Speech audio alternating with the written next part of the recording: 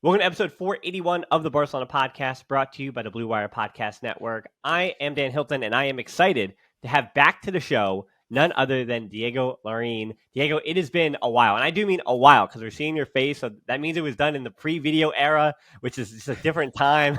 it was the first time Messi was around. It's the whole thing. So we Oh my welcome you God. back to the show. We're not talking about Messi today, but we are talking quite a bit about the man, the myth, the legend, Diego Lorijn from Churros y Tacticos podcast.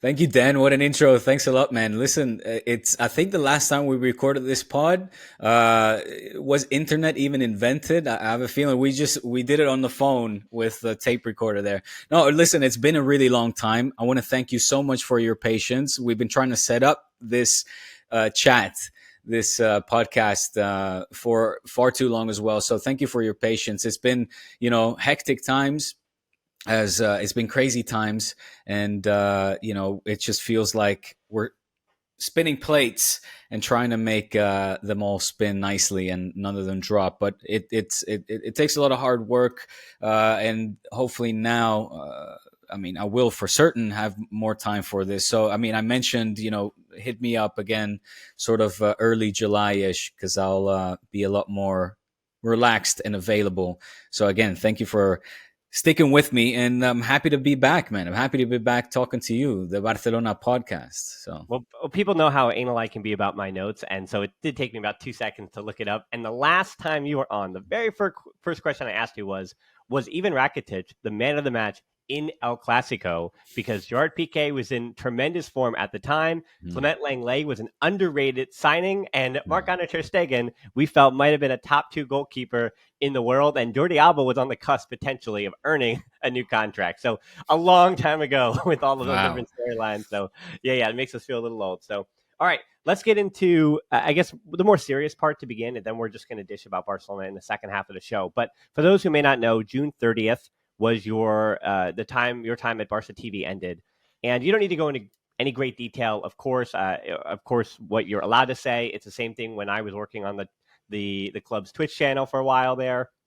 What we can say, what we can't say. You were working for digital. You were on the Twitch. Yeah, exactly. Okay, I don't think I knew that. About a year and a half. Yeah. So what we're allowed to say and what we're allowed, even the number of times I'm allowed to bring that up, it's, and where I'm allowed to put that information, like that stuff is all, we're not getting into any great detail there. But for those who only read the blurbs and the headlines and all that stuff, what has been going on, not only with the recent layoffs with Barça TV studios closing, but with the strike back in December, the different parties involved, and then where Barça TV, because Barça TV Plus still exists, the archives and things like that. I was worried originally that they weren't going to, but those will exist. So what is, I guess, Barça TV in its current incarnation? What happened with the layoffs? We expect we know what that is, but going a little deeper, as I said, into the strike back in December, and the difference, I think, even between an employee like you who's full-time and then those freelancers and those others who are technically being paid by other companies, and Barcelona is the third party in that transaction. Yeah. So, look, first of all, right off the bat, Dan, I'm very open and free to talk about this whichever way I want. There's never been any limitations put or told to us in terms of what exactly happened. I think it's pretty straightforward. There's no, beating around the bush, let's say. What happened was this current administration, the board led by Joan Laporta, had to make cutbacks because of reasons we all know, right? The financial situation at the club being as dire as it is means we have to strap the belt, which means that cuts need to be made, hence laying as blunt as laying people off, reducing the sizes of contracts, and also downsizing in things like their media departments, where, of course, it was pretty the structure of it, right? The business hierarchy, let's say this, the actual structure of the company was a little bit difficult. Why? Is because at Barça Studios, which then became known as Barça Productions, you had 3 companies plus the freelancers of whom I was one. So I was actually not a full time employee. I was a freelancer, and we made up around, uh, I think, roughly maybe. mm, a fifth, maybe around of the all of the employees that were either contracted by Telefonica, the vast majority. Then you had Baikol as well, etc. So there weren't and Ula. So there were certain companies that had certain specifications, like the technical side, the digital side, the uploading videos, the platform, and then the operational side, the cameras, the guys in the control room, etc. And then, obviously also people like me, the ones the redactores, as we're called in Spanish, the journalists, right, that work in the newsroom. So the contracts, all of those contracts ended on June 30th. The contracts where Barça, had given up the rights in let's just keep it at Telefonica for broadcasting Barça TV. That ended on June 30th.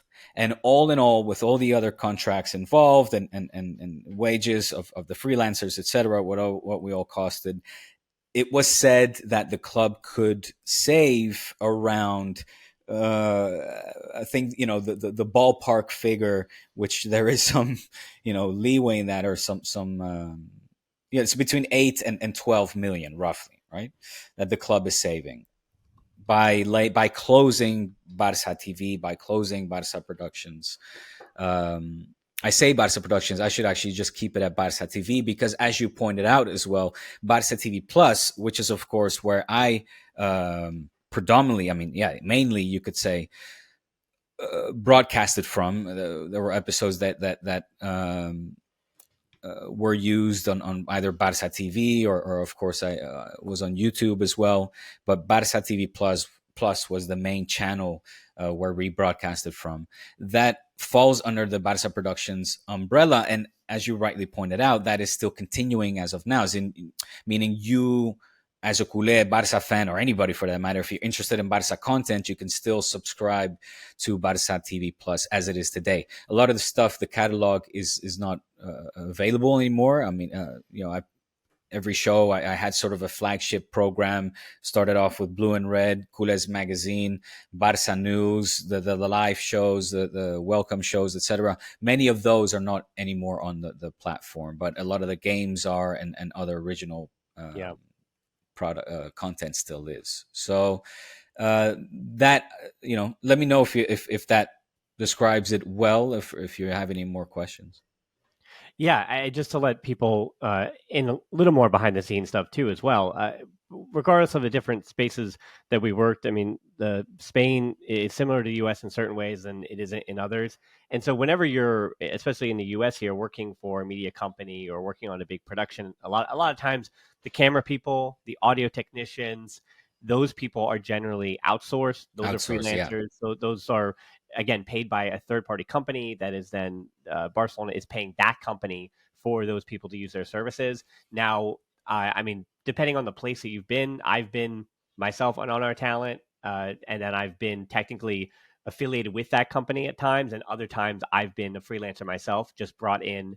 And a lot of times in the U.S. at least, the camera people and those who are third party, those people actually have more worker protections in terms of the length of their contracts, the breaks that they're supposed to take. They're given a bit more, a bit more, we'll say, protections than the people who technically actually work for the priority company itself.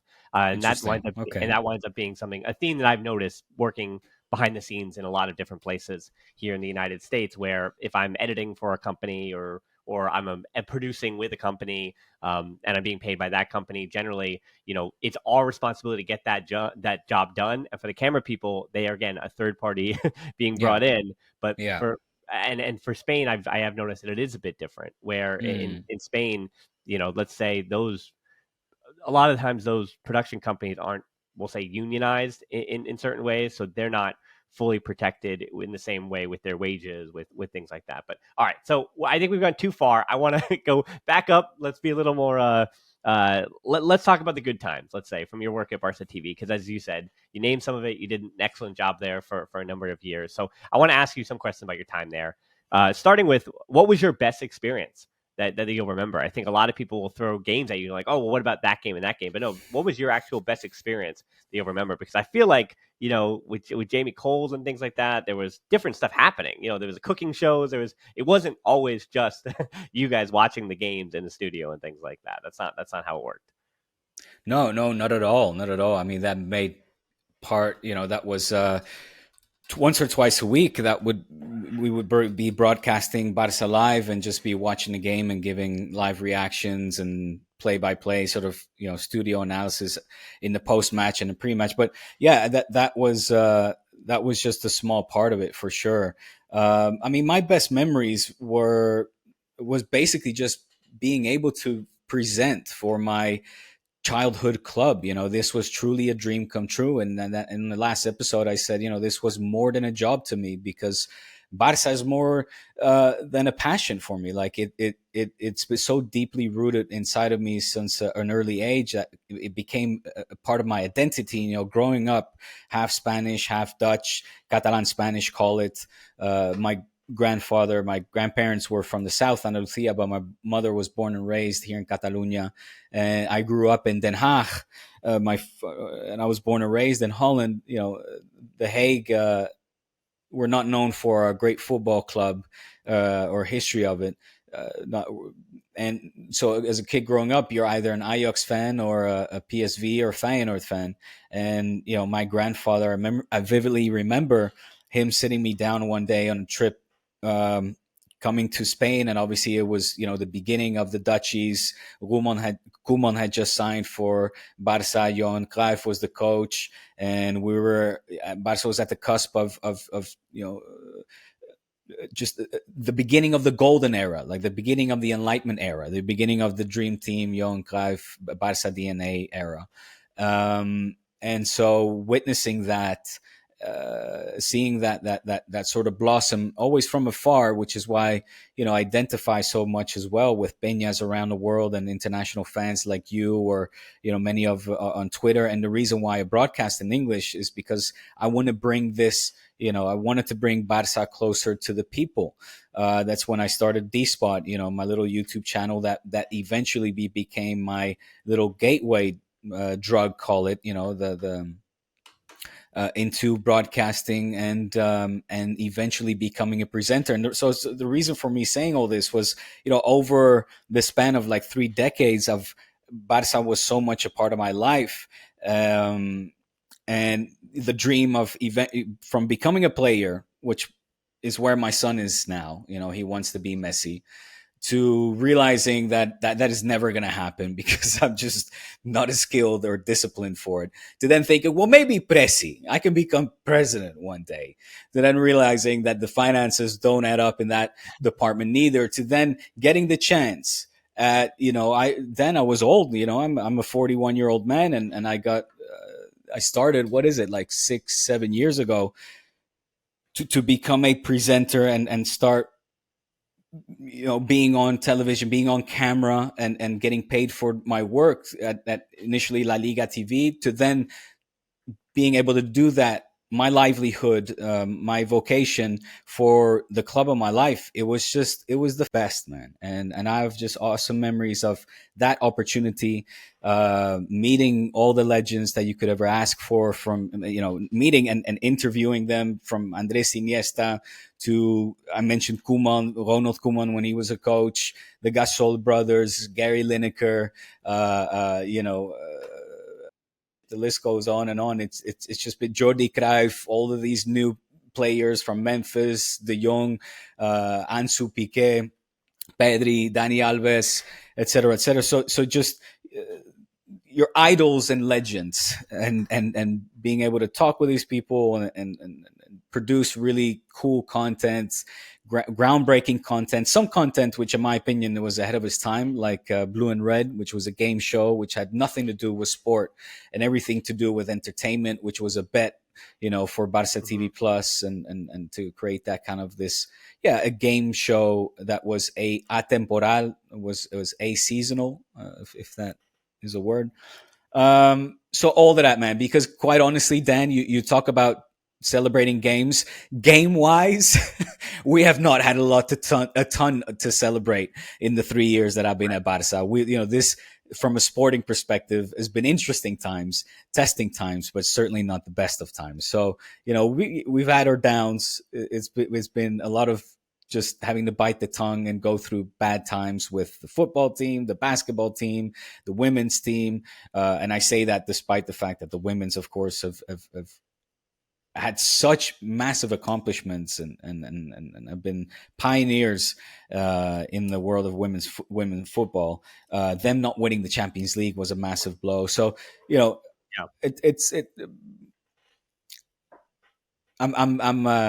I'm blabbering. I feel like then I'm like an old man going over his war stories here. But I feel like there's also so many things. Like I think when I thought about this conversation, I thought about what would the Facebook group, what would Twitter, what would Instagram? I don't listen to TikTok, but what would they want me to ask you? And I think part of that is that the little nuggets that you've picked up where. Again, I've worked in sports too with professional athletes, and it's always surprising to me where I'm following this player for 10 years or whatever, or 15 years, and they retire, become a commentator, and I get to know them, and I'm like, oh, that guy was cool the whole time, and I'm like, oh, that guy was not cool the whole time, but I thought that guy was cool, and you get to do those things, and I've done that with soccer and hockey and basketball, and for you, what are their players? I mean, the players are. I'll say a bit younger, but I think players certainly have handlers, they have agents, they have PR teams. Like players today in 2023 just have teams of people in the way that even in the mid 90s they didn't, right? That players were kind of authentically out there, but also social media didn't exist either. Yes. Because these players are individual brands on social media. So using all that as the caveat, as a disclaimer here, were there players in particular in the last few seasons that you think are just entirely different from the way that the media might portray them? Just like I want you to put it on the record and say like, no, this guy's actually a little bit more like that. And it doesn't have to be negative. I just mean, I think because of the results over the last few years, there's been easy ways for players to get certain reputations for the worse instead of the better, I think, in a lot of cases. Yeah, you know what? I mean, look, first of all, I'll be really honest as well. And I'm happy to share my opinions, but I have to state that those are firsthand impressions, meaning, us at Barça Studios, we were like an island of our own. And to visually sort of geographically give you an idea where we were in San Just de Despí, right? The Ciutat Esportiva it's nearby, but it's definitely a good 7-8 minute drive. So where the players are, we are not, and the times that we get close to the players are very rare. There were some of us that did it more. For example, Bruno, the field reporter, the pitch side reporter, I should say. He was sort of like part of his designated job was to be the link between the studio panel, the people working in the studios, and the players. So whenever there was media day, he would go and talk to the players on media day, which they would do like once every 3 months.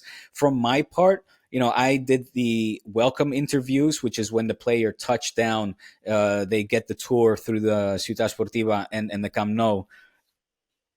And then I do the interview, like the opening interview. Sometimes we will be doing broadcasting for 4-hour broadcasts in the hot sun on a hot summer day like now, where you're just in a suit sweating it out and you're waiting for the player, whether it was Memphis, Trincao, Pedri, like whoever it was during those 3 years that came in, you're waiting for them to come through, sit down with you for like 10 minutes max, and then be gone again.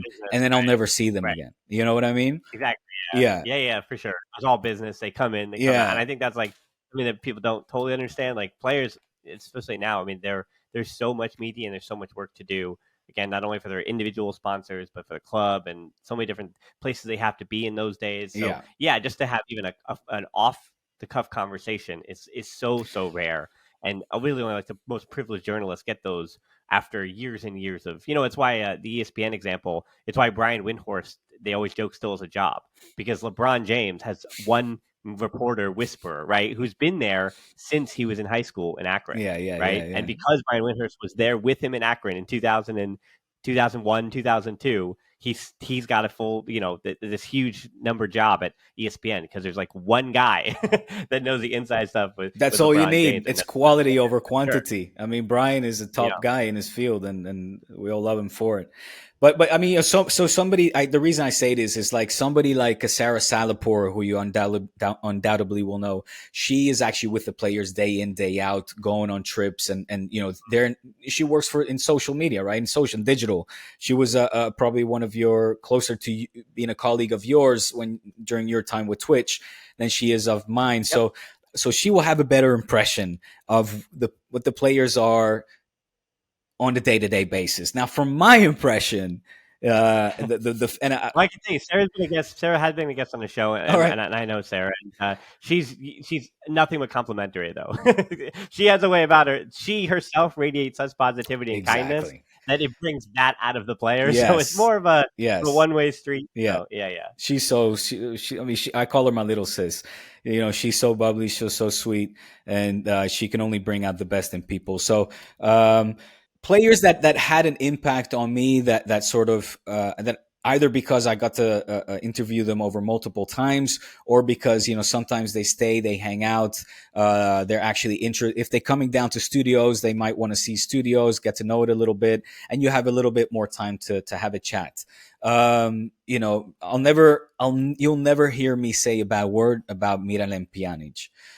He was a guy that when he arrived was full of motivation, was super excited to play for Barça, knew his history, knew not just from a technical side, but also Barca's history, which always resonated with me. And then just his story itself. I mean, it was the longest interview I ever did. It's 45 minutes. I don't know if it's still on Barça TV Plus. If you do, check out Welcome Pjanic because he tells his whole story of how he immigrated, from Bosnia, a war-torn country, to Luxembourg, to then having to play. I think initially it was Belgium, then France, and making these trips and seeing his father, who was a semi-professional player, the impact he had on his life. Anyway, Miralem Pjanic, super interesting and human story. Really had a good connection with him.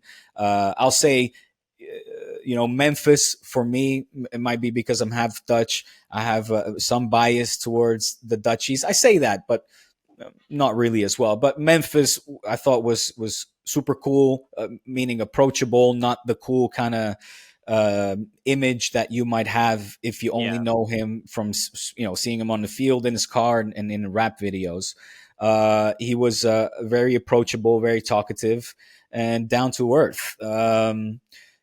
Pedri was a very shy kid, and the same with like Serginho Dest. That was the first time that I had the sort of moment, the lucidez, sort of this light bulb moment where I was like, wow, here are just some kids that have, at 18, 17 years old, that have been handed massive contracts with all this responsibility and expectations on their shoulders now. But talking to them, you see that they are just like you were at 18 and sort of 17. And that was just like a lost teenager, a confused lost teenager. So it's that's really impressionable and again another human moment. Dani Alves was somebody that no, it's not a popular topic, but meeting Dani Alves was awesome, and you felt like, man, I could be friends with this guy. He was also just very patient with his time. He walked in and illuminated the room. He's the one player where everybody from the newsroom went upstairs to check out the interview. Players come and go, coaches will come and go into studios. As I said, there's this protocol of them walking into studios, going straight up to the makeup room, going into the plateau, doing the interview, then going out, makeup, take away the makeup, and out the door they go, and in the car they are whisked away. Dani Alves was different in that regard, where everybody wanted to see him. It was like as if Michael Jordan had just walked in the room. And then for me, the best, and I'll finish on this one, the absolute ultimate best. He's an idol of mine forever. I want to get a poster and hang it up on my room. Is Nikola Mirotic, man. Mirotic was, when he found out about the closure of Barça, he had nothing. He was one of the first ones to go public on record and talk about, giving us support, talk about how, the terrible situation this is, was really outspoken about it. And then the day he came in for an interview, this was right before they went off to play the Final Four in Kaunas. He came into studios, and as I just mentioned, I just walked you through that scene or situation that happens when an athlete or a coach walks into studios. So they pass by the newsroom. Oftentimes, you don't even know that a Xavi or something has walked into the building. He actually walked into the newsroom, gave this whole emotional speech about you've got my support. You guys have been amazing. The reason why Barça is the way it is in large part thanks to you. All the hard work doesn't go unnoticed. Anyway, people were in tears, Dan. I'm trying to paint you this picture here. To only finish saying, hey, and by the way, when I'm done doing this interview, I'm inviting all of you guys for lunch. And about, on the day, we must have been 40, 50 people in Barça studios, from the camera guys to the security guy, the technicians, the journalists. He took us all out for lunch and just had a really nice afternoon with him like sitting in the middle of the table. It looked like a painting of the Last Supper, then, like him, this Jesus-like figure in the middle of the table, and all of us around him, and just talking and yeah, man, good vibes, good moments. It was very beautiful. Which is tough because Mirotic, he made some of that NBA money, but he didn't make that much of that NBA money. So it's interesting too, because Mirotic, his time at the club has also ended. So whether or not he's going to Partizan or Olympiacos, it definitely, with the Baloncesto manager leaving and Sarunas as well as Mirotic, it is a changing of a guard in a lot of different aspects, as it is every offseason. As we mentioned. So it's funny you brought up Pedri and Des, and that was another great point there about how we do forget. And I talk about this with Gabi and with Ansu and with Pedri and with all the young players, that we forget just how young these kids are. I mean, even Julian Araujo, who's 22 years old, and just trying to get making the move over from the United States, having grown up in the U.S., Mexican parents, and just again making the move to Spain, to FC Barcelona, having played the Barca Academy when he was early teens, because again, he's recently a teenager, and I think it is always difficult, especially for other teenagers. And I think a lot of the young players, young people, I should say, have less of a leash even than us old hats, because for us, it's like, I do remember being that young, and I remember how long ago that was, and what would I have done if I'd been thrown in that situation. And the same thing, you're right, they're given all this big money, and now they have all these eyes that they never had on them before, and their life is different. So to transition that, I want to ask you about, we're going to dish about some of the general questions dominating the headlines this week, and then we'll get out of here. So to talk a little bit about Vitor Roque and Arda Guler, the two players that keep popping up the most, we know their intentions are to play for Barcelona. They just have to be able to find a way to get them. So how much of a risk, and what is the likelihood, do you think that it's either one or the other, neither, or both are playing in Montjuic next season? Because my gut has long said that I think both agree to contracts this summer, but I don't think we see either until next year. And maybe we see the and why is that? Why is that? Before I give you my take, I would like to know from you, Dan. Why do you think that it won't be either? Well, it's the thing I say twice a week. It's so boring, people don't want to hear it, and especially English media don't want to report on it either. Signing, not a problem for FC Barcelona.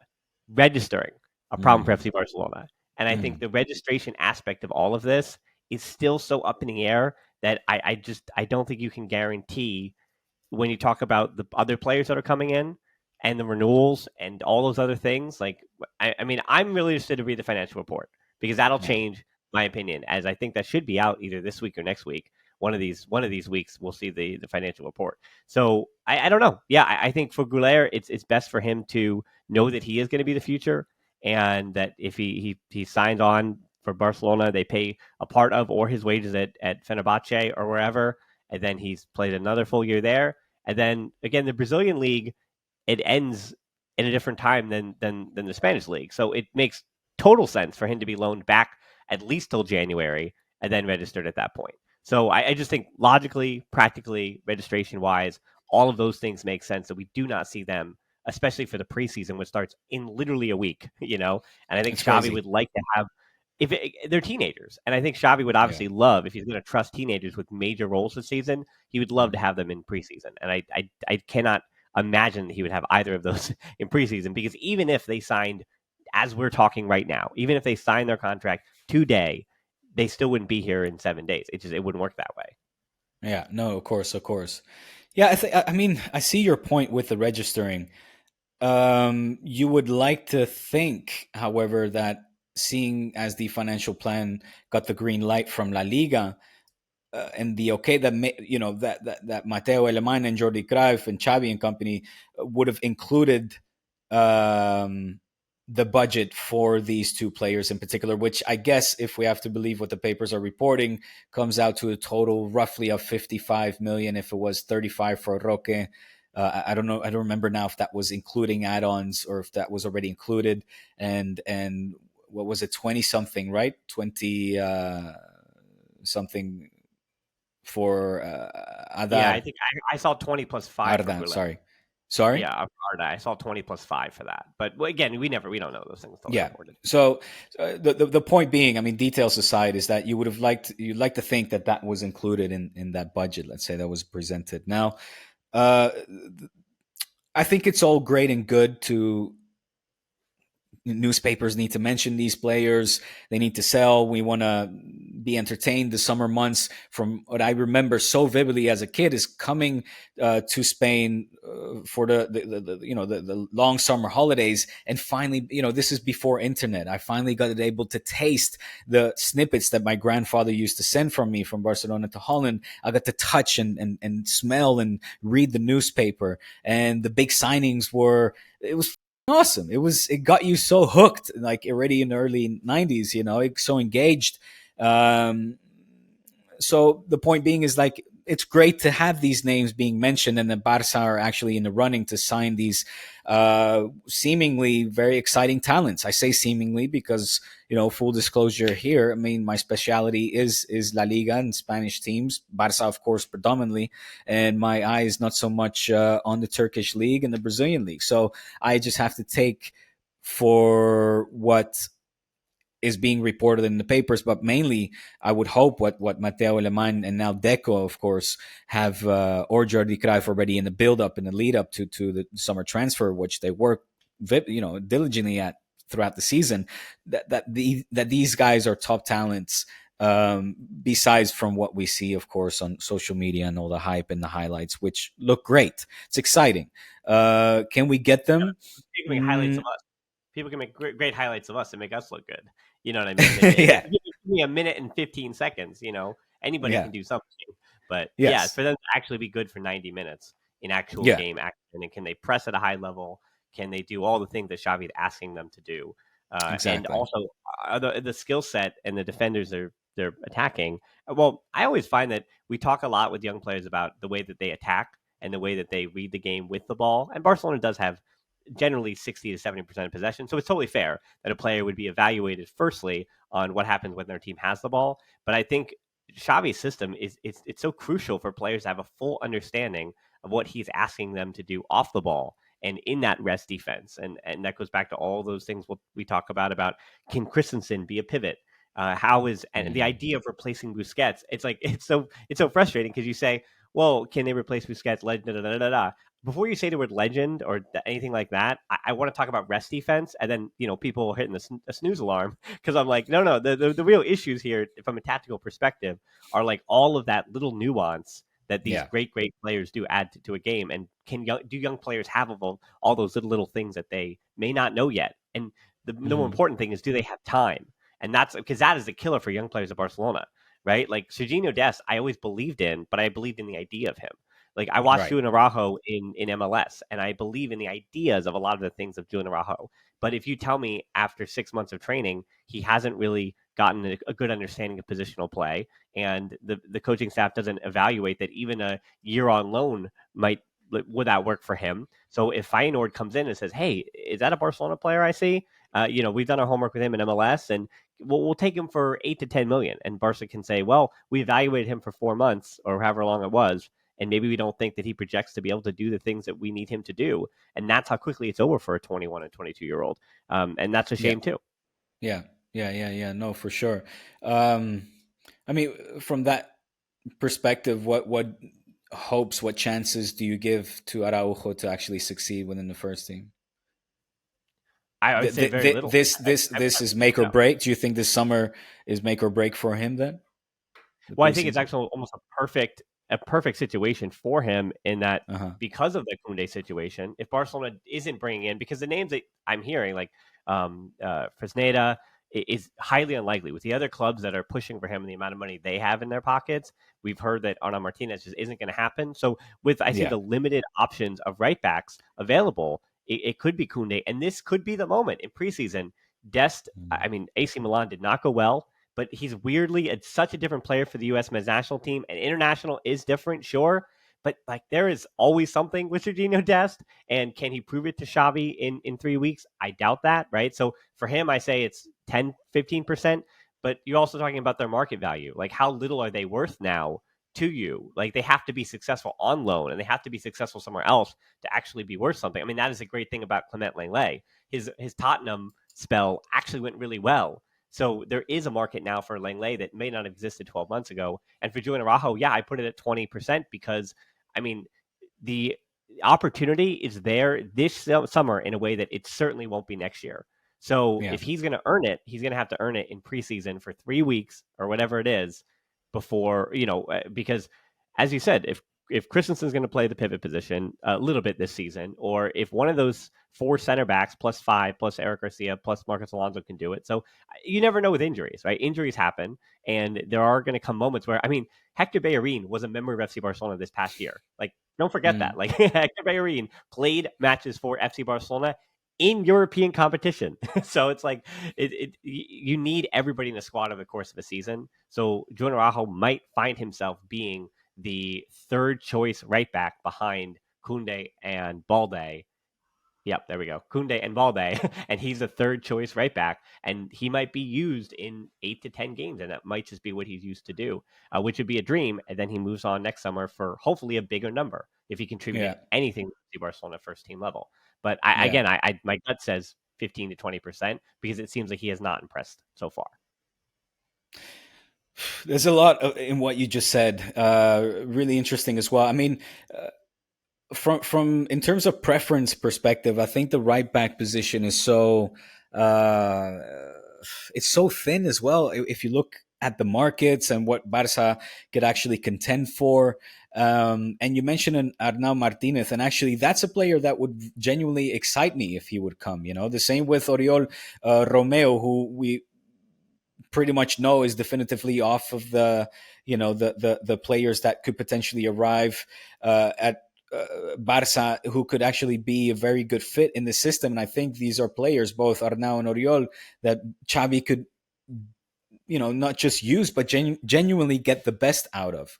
You're going to be in accused. You're going to be accused of collusion because you're saying the exact same names that I've been pipping up on this podcast recently. So your choices are my choices. I think there is some collusion afoot here. Yeah, for sure. I think so. It must be. It must be then.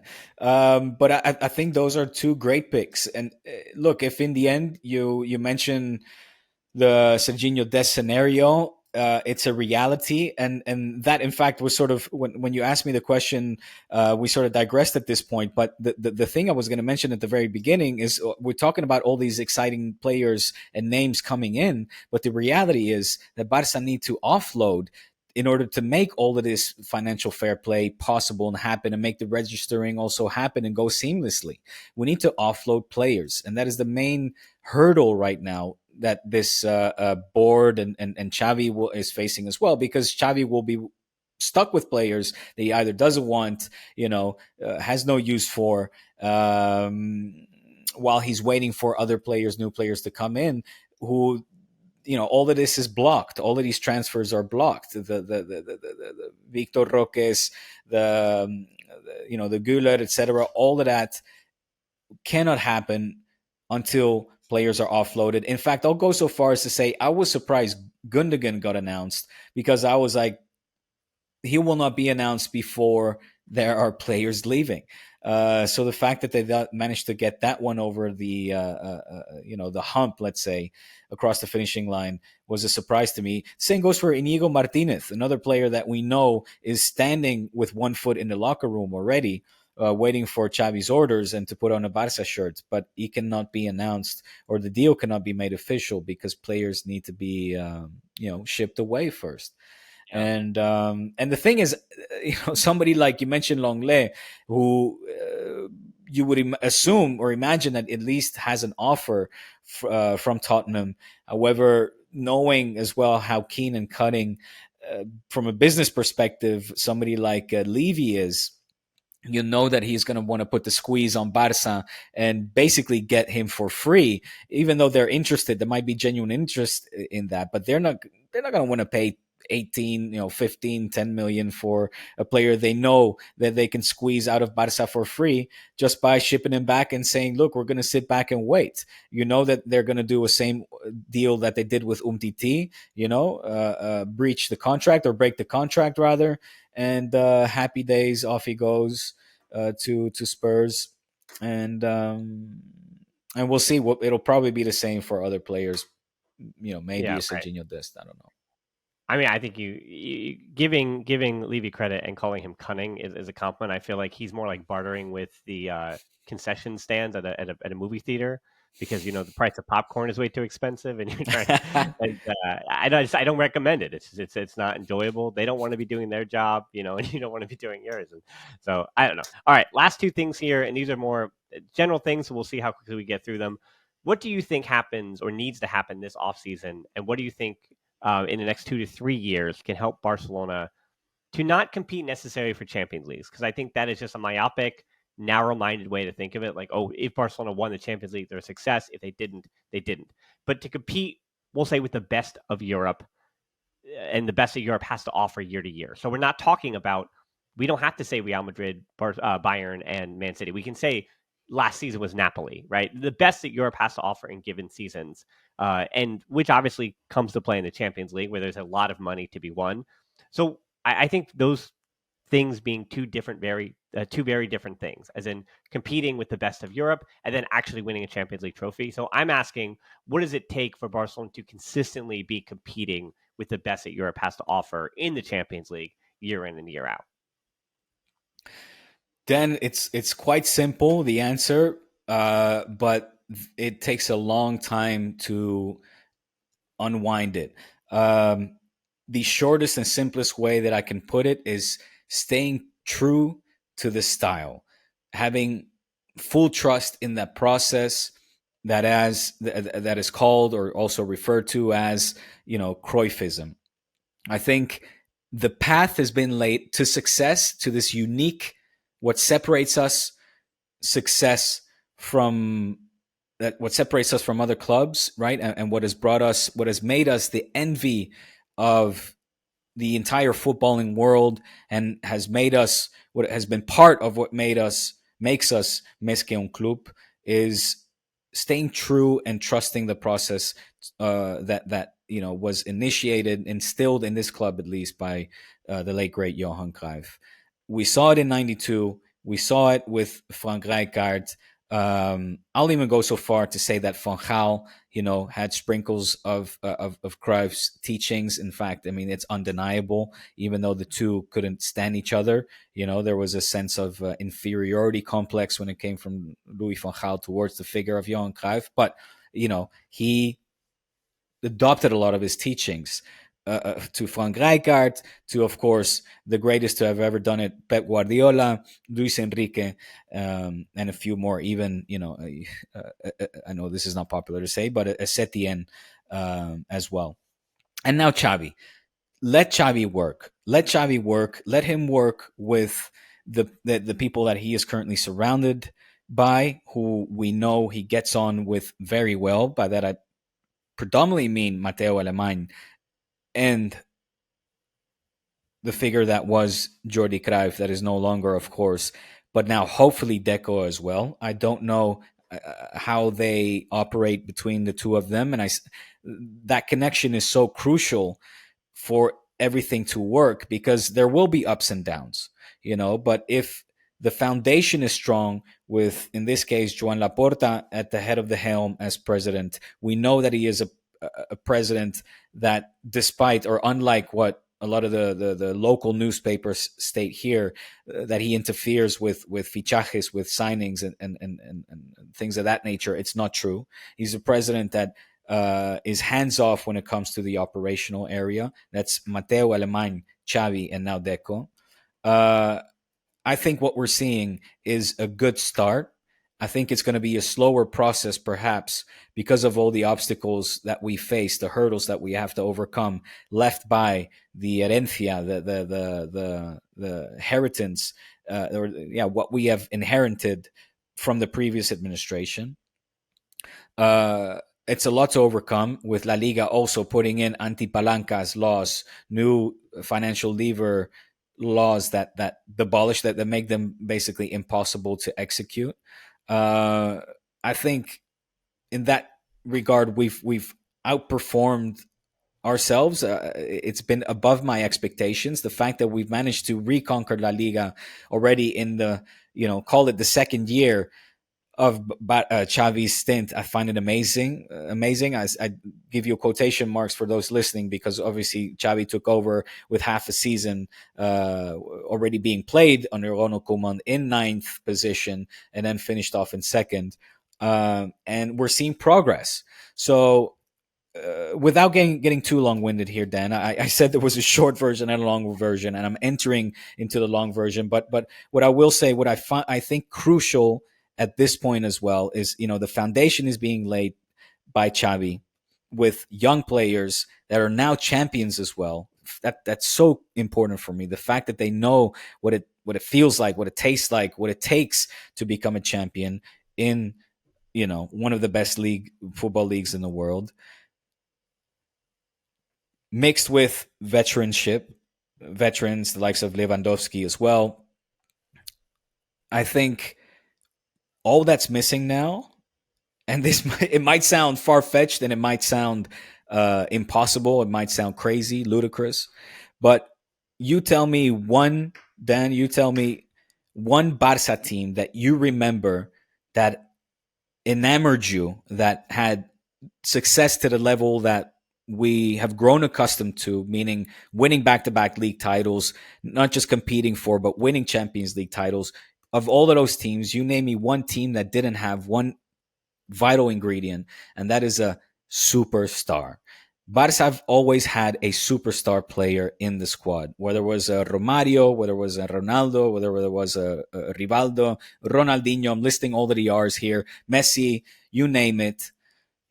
We've always had that one. It was going all the way back to the Cruyff, 20s. Kubala, yes. Paulinho Alcantara, Samitier, and I'm not talking about, like, to that point, I'm not talking just about, almost the guy. I'm talking about the guy, right? There was always the guy. The only argument might even be that 1992 team, because they had a few of the guy. They had Romario, they had Stoichkov, they had Lodrup, they had Koeman. Yeah. And it's difficult actually with that team to argue who the guy is. And actually, I brought it up on the show. It was Romario, man.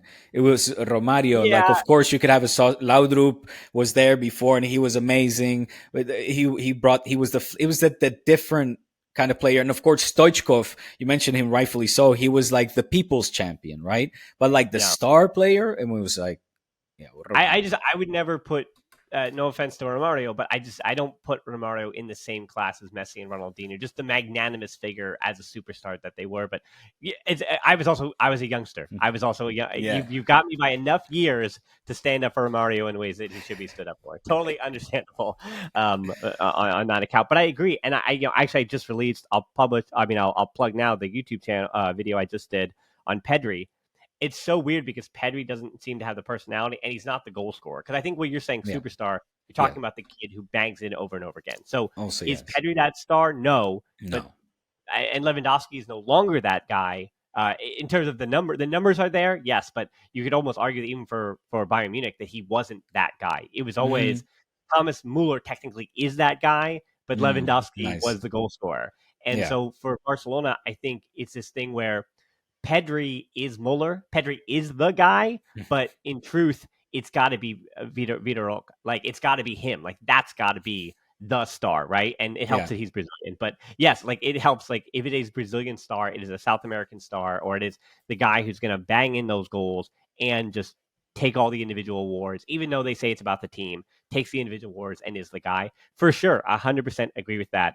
And there's this weird world too where AC Milan won a lot as with Maldini as the guy. So I think there's also a world where strap into this for you Barcelona fans and you dogmatic attackers of goals and goal scorers. What if Ron Araujo is actually in 2 to 3 years? He's 23, 24. So what if 2 to 3 years time, we're actually talking about Ronald Araujo is Maldini, is the magnanimous Ronald Koeman from 1992 figure, right? I think there are iterations where, and now what we're getting into, all the hypotheticals, is best case scenarios in a lot of different ways, right? The best case scenario for Pedri is a Ballon d'Or. The best case scenario for Ronald Araujo is he becomes an all-time defender. I mean, we're talking top 30, top 50 all-time center back, right? Like there's worlds where these things are possible, but we also obviously know and Ansu just taught us this lesson that just because something's supposed to happen doesn't mean it does. And it doesn't also mean that once it's in the other direction that you can't put it in the other direction a little bit either, right? Michael Owen's story wasn't written by the time he was 23. In fact, it was. All right. So last thing here, just to talk about the I don't know, the more difficult question, and I think it's fair for you now being a free agent away from the club to kind of answer this with a little more sincerity. Some of the other stories this week, Barcelona's new official hydration partner. This is obviously the story people came to the podcast for. The new official hydration partner of FC Barcelona is YouTube personalities Logan Paul and KSI, right? And I guess they're just now internet celebrities because started on YouTube, but now they box each other. And I have a friend who works for WWE, and I saw that Logan Paul's like doing a bunch of wrestling now. And while I personally have never watched, apparently he's in WWE because I keep seeing my friend who works at WWE is like a backstage person. Makes sense. Yeah, apparently he's good at it too. I don't know, but I'm sure he is. They're doing the same thing Barcelona's doing, by the way. But WWE has always been willing to, we'll say, really, really, but they don't care about their soul. They sold that in the 80s and 90s. They don't care. But anyway, as far as FC Barcelona there's goes, some great documentaries about the WWF. Oh my gosh! If you want stuff like I used to be into wrestling when I was like this is the early '90s, right? So the perfect time. I was 5-6 years old, right? Jumping in my backyard, and of course I was crazy about it. So there's like a show on Vice, which is also going bankrupt, about like Dark Side of the Ring. It's called, and it's like really dark stuff. But it's like, it was like, you saw the bright figures and the characters and all that stuff, and you're like, they were all like highly medic. Anyway, it's very sad. Yeah. But back to another thing about like the soul of Barcelona. When it comes to Paul and KSI and these personalities, obviously like Prime. What is Prime as like to replace Gatorade? And who cares about a hydration partner? And this is the point that people are now talking about it. People are talking about Barcelona's official hydration partner because of these reasons, and these they were brought in to get younger people because as you see now, young people, they watch the 5 to 10 second highlights. They're watching TikTok. That's how they're watching games, even more so than sitting down, paying for, whether you're paying for cable or dish or you're paying for streaming services, whatever you're potentially. Florentino Perez is not known for telling truths, but he did speak the truth when he said this, what you're mentioning now. Yes. The kids just ain't watching it. Yeah. So I worked for Major League Baseball for a number of years. I can tell you that we watched those demographics in the 6 years I was there, just as social media content continued to pick up in the mid 2010s. But anyway, there's also things like bigger stuff even about the possible huge investment coming from Qatar. And that story seemed to come and go rather quickly. So you do wonder where those sources are coming from. But bigger point here, Diego, with all of the money in the EPL and the fact that Champions League money is so much more lucrative than league money, like getting farther in the Champions League is essential to financial plans for clubs like both Real Madrid and Barcelona, anybody outside the EPL.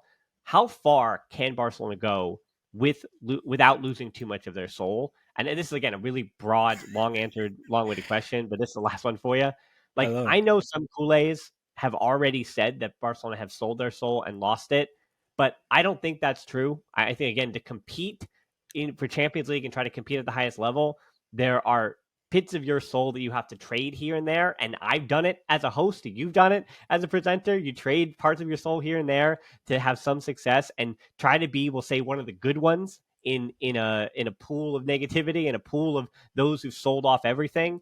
So for Barcelona to have traded parts of their soul but never fork it over completely, how far does that go? Or do we just continue every year to push the envelope on how much of our soul we can trade away?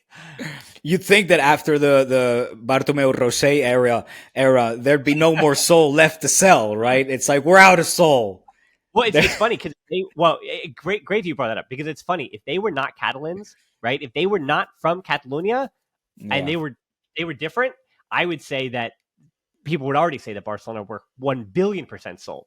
But I think because they were Catalans, there's something that still makes it feel so institutional, right? Because their social circles were the same ones as Laporta and the board members now. It's just it's wealthy people in Catalonia. It's the same, right? The It's a little bit of bourgeoisie, the Catalan exactly, bourgeoisie. Yes. exactly. What a loaded question, Dan. I feel like this is a podcast topic in and of itself. I I know. love it. I never thought about How it about too. this?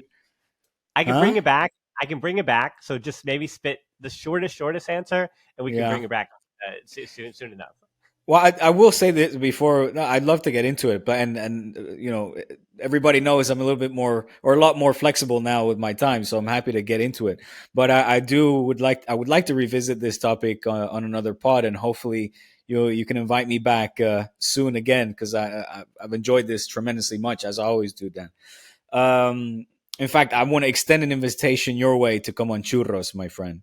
Um, So so we'll see. hopefully we can make Allow that this. happen and we can talk about this topic. I would love to because I'm all about. I don't know if you caught wind of the fact that I'm quite into my conspiracy theories and stuff. And on churros, I like to get dark and dirty on certain conspiracy theories, and I feel like this could be a perfect one. I've never thought about it, as in like how much lower can we go, and how much soul is still left up for sale, at Football Club Barcelona. Man, it were beautiful. Those were beautiful times. That not too distant times when we had UNICEF on the front of our shirt, and we were walking amongst the football elite as the holiest of holy. I will admit that I was guilty of being quite prepotente, maybe arrogant, and virtue signaling during those times because it felt really good to feel like you were fighting the good fight in terms of a club, an institution, més que un club, more than just a football and entertainment club, but it had a social agenda that more and more kind of gets clouded, gets stained. At the end of the day, football, the world, politics, entertainment—it's all a dirty game. Um, it was good to start to realize that after the UNICEF era, let's say that time, that space and time where it felt just so good to be a Barca supporter for how we were playing with homebred players, the best player in the world coming into our world. We took care of him from when he was a kid. We gave him that chance. Now we're spreading, going over the world, winning trophies, the most popular team in the world. UNICEF, everybody loves us. To then now having Qatar, this eternal Qatar anchor strapped around our ankles, where we can't really get ahead of ourselves and claim that we are maybe as much of a club like Més que un club, virtually speaking, or from a moral perspective, as maybe some of us want to think.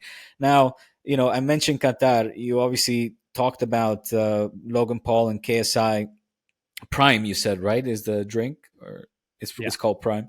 Um, I want to circle back to Prime. I want to talk about Qatar a little bit because that, of course, that came in during a time where when Rosé became president, it was like the first time that Barça had to make that choice to ever. And because how old are you then? Like sort of late 30s, Early 30s, early 32. 30s.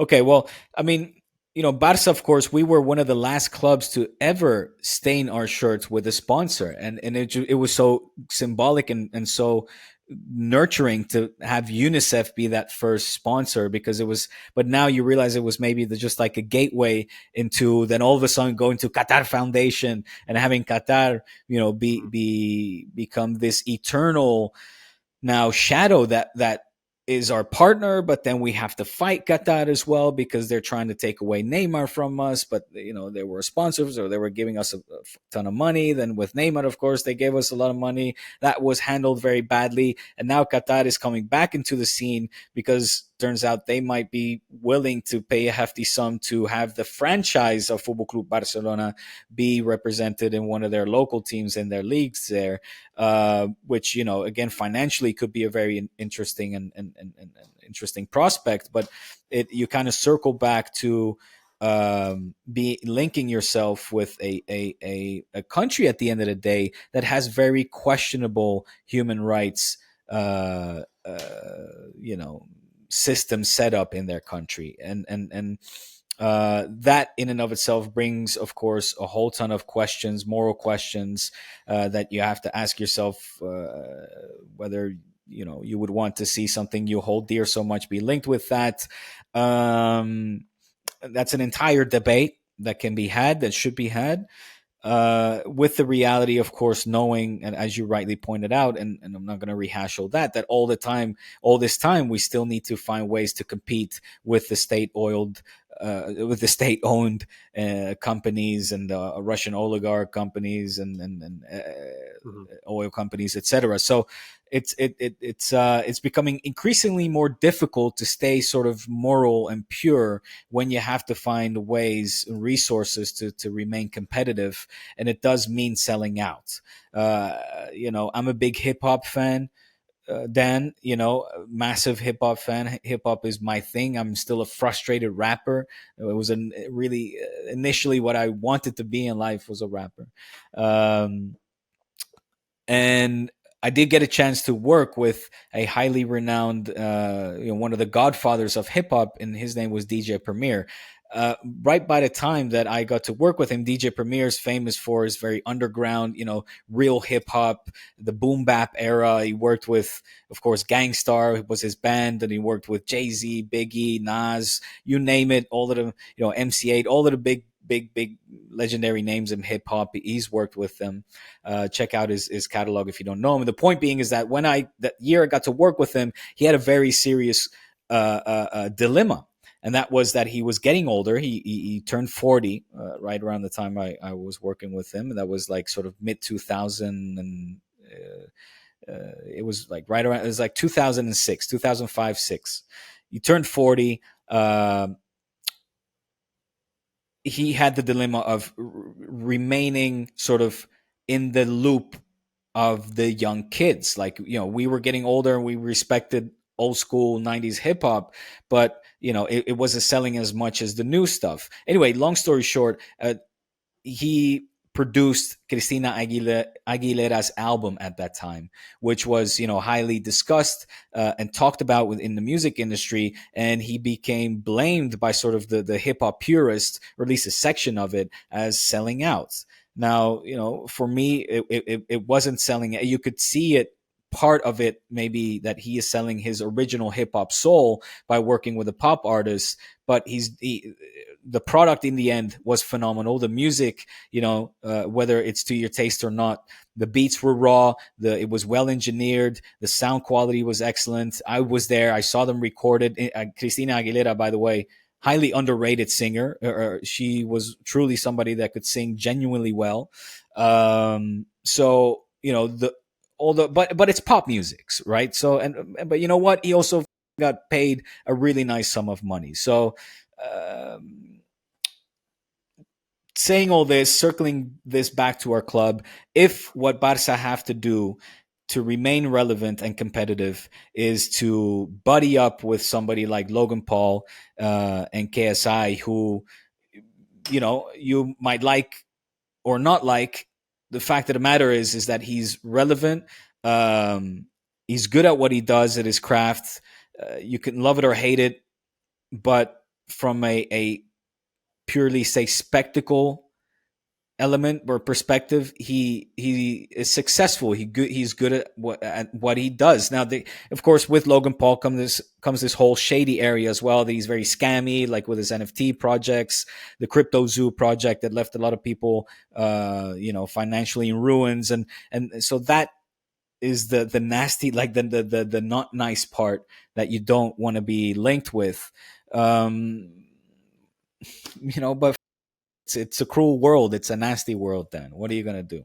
I think you bring up the point kind of about what I'm not going to get into an economics class a minute and 7 minutes into an hour and 7 minutes into a podcast, but I think the idea for Barcelona, and it happens to a lot of clubs, and you can actually feel it almost happening to Napoli this season, and we'll see where Napoli goes in the next 2 to 3 years, because as clubs are in theory on the rise, remember 92 was the first one that they won, that being Barcelona, the Champions League.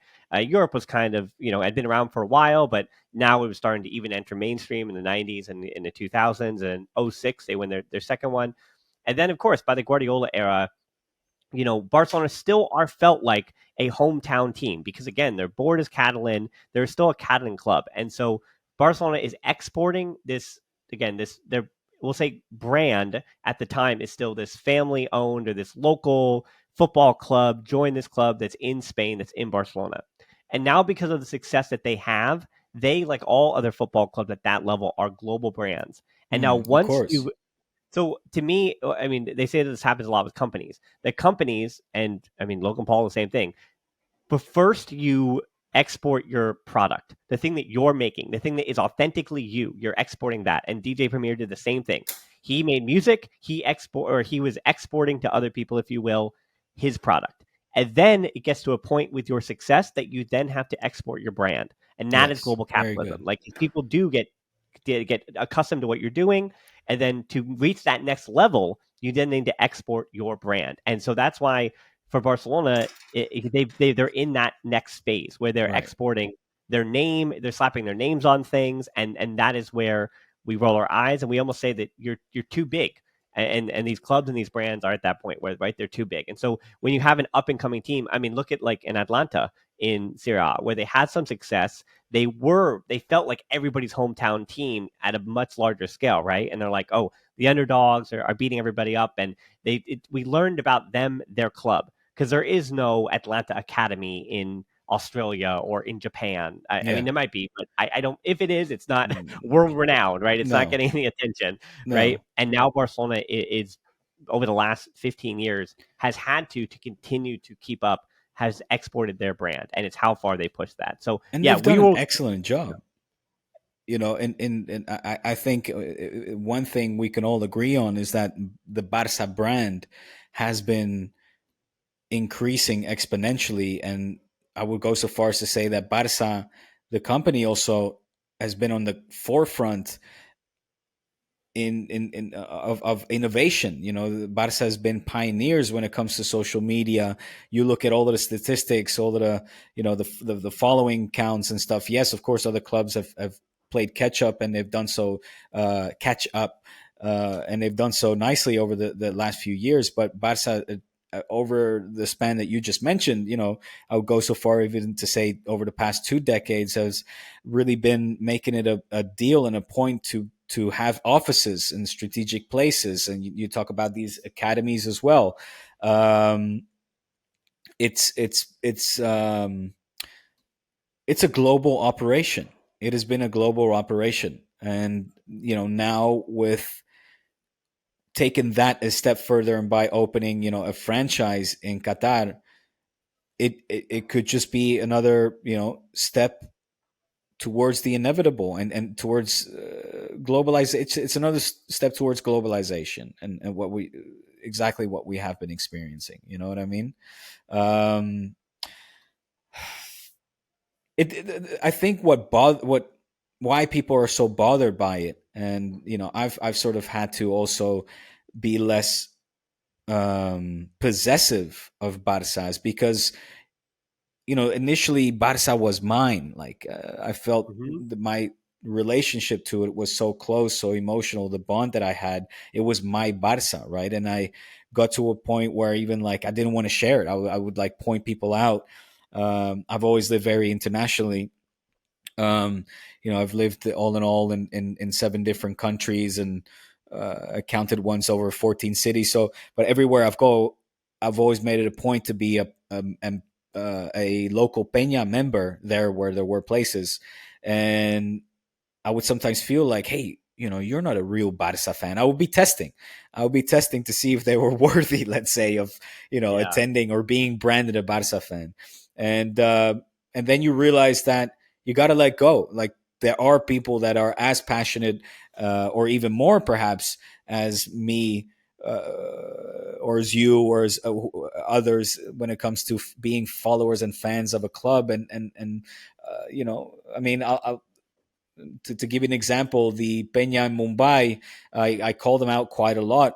Anand, who's their president, I have so much respect for the guy, and all of those Peña members, because they'll be in a bar at like 3 a.m. that still will stay open sometimes just for them to watch these games. Whether it's like a Barça Elche, or if it's a Champions League knockout, they're there and committed, and that's incredible, man. So, Yeah, for sure. um, you know what I mean? It's Yeah, for sure. I think back in 2003, I was the only Barcelona fan that I knew all through where I lived in a little farm town in Pennsylvania. And for me, I was saying, hey, this is my thing. I protected this thing.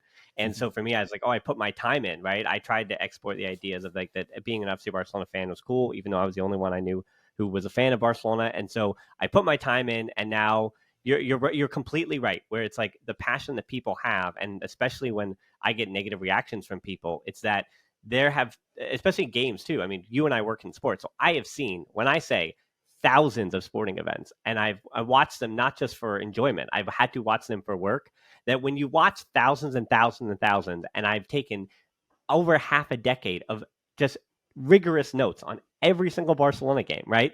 That there is something very mechanical about that. And so I don't hoot and holler and go crazy about almost anything anymore. Sometimes I yeah, do. My wife knows that if I'm standing up and I'm holding my arms are crossed and I'm wearing a jersey, that is like that's the moment. But it happens very rarely now, not because of our success, but just because of the nature of yeah. the way that Become I take in the game. desensitized, more Right, but professional. Yeah, for all the people that listen to to my show, and this is it. I promise, this is maybe the longest show I've ever done, close to it. So we're gonna go in the history books in a good way. But because I really. want to say All thank right. you to the fans as well, to the listeners Yeah, and everything, because there are, again, their passion is what makes it all possible. And so the idea of Logan Paul, I can't believe I'm going all the way to Logan Paul to say goodbye on this, but the idea of trying to bring in younger fans with whatever reaches out to them is yeah, something that I've had to accept, right? It right. took me 3 years to get on TikTok, just because it's hard for me to accept that, okay, that's actually where fans are today, Yeah, like fans or younger fans, like you I hear cannot. you. And Barcelona are trying to extend an olive branch to as many fans as they possibly can, and it's sometimes that is ugly. So, like I've said, Yeah, when I asked the well question, said. they have created parts of their soul, and it's for us as individual fans to kind of decide how much of that soul is making us uncomfortable. And people have heard me on the show. Every time Barcelona make me uncomfortable and they extend too far, I would love it if they could find someone else as a hydration partner than Logan Paul, sure. But I also understand the move, why it was made. And Yeah, listen, if Logan Paul, that's one of those examples where it's like, ugh, yeah, yes, he's done some scamming. Yes, if Logan Paul means though that they bring in this sponsorship, they bring in a lot more fans, and then a new Pena starts in a new city, right? Is that Pena worth the existence of Logan Paul fitted with my club? And those are hard questions to answer. That yeah. I would love to answer at a different time. So Diego, thank you so much for your time, for more than enough time. I hope people are still with us. I It's a probably pleasure. likely will do just one show this week. We usually do the two, but there's a programming note this will probably just be the one. I'll give you a full week to have heard it. So thank you for tuning in. Again, you can follow him on Twitter down in the show notes below, because I know that he's got some things cooking in the future. Of course, Churros y Tacticas is always an option, but of course, Diego Lorijn, we're excited to see your professional journey continue on. I know you're going to be doing some great stuff. And then we are the Barcelona Podcast, everywhere you could possibly find me. As you know, history stuff is going on the channel in the next few weeks. I am going away in the middle of July, so expect that then. Most importantly, though, thanks so much for listening to the show. Until next time, we'll talk to you soon, and Forza Barça. Cheers.